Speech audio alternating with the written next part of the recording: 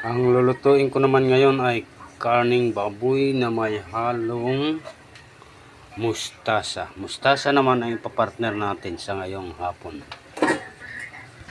Ayan guys, kumukulo na yung linagay ko na mustasa. Saglit na lang, maluluto na to. Mustasa at baboy naman. Ang mga sahog nito ay ganun pa rin.